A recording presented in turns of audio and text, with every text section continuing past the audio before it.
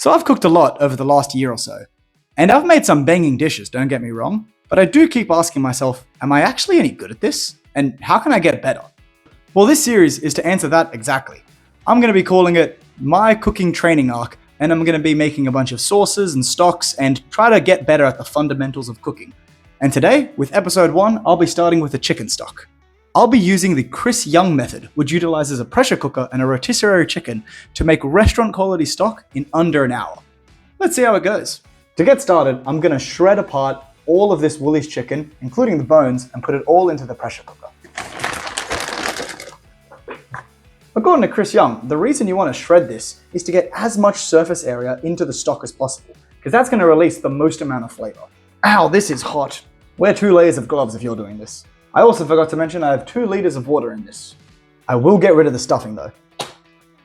Ow, ow, ow. And done with the chicken. Next, we're going to put in half an onion, about 1 baby carrot, and about 3 garlic cloves. For the onion, I'm just going to cut this pretty roughly, probably only into thirds, and making sure to take the skin off. There's a fancy word for how to do the carrot, but I don't know it.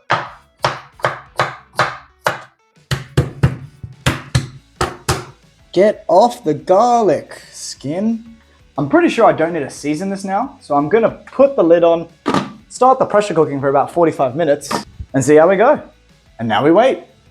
So the reason I'm starting off with a chicken stock here is because it's the basis for a lot of different sauces. Pan sauces, velouté, all require some type of stock, and chicken stock is a good place to start as any. So if you hear that, that's the pressure building, and all of a sudden it's gonna stop pretty shortly. It's also the scariest part of my life. It's all good. All right, it's been going for about 40 minutes now, and I think I'm actually just gonna manually stop it myself. It is important though, that when I do stop it, I'm gonna let it naturally start to cool down without releasing the valve. Because if I was to release the valve, it's actually just gonna boil inside really quickly and it's gonna become messy. All right, it's been cooling down for about 30 minutes or so. So now we're just gonna open up the nozzle just a little bit to slowly release the rest of the gas. And then we're just gonna filter it out, pour it into this 2-liter container I got from Kmart, and that's about it. All right, and now for the moment of truth. Oh, that smells like roast chicken. Oh, that is really nice and would make a great base for a lot of soups and different sauces. I'll let that cool down just a bit longer, and then I'll filter it out. I'm gonna use this as it's my only sieve that I have.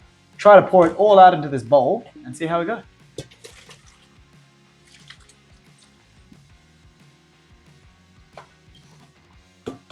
That smells really nice, and we're left with a lot of chicken stock.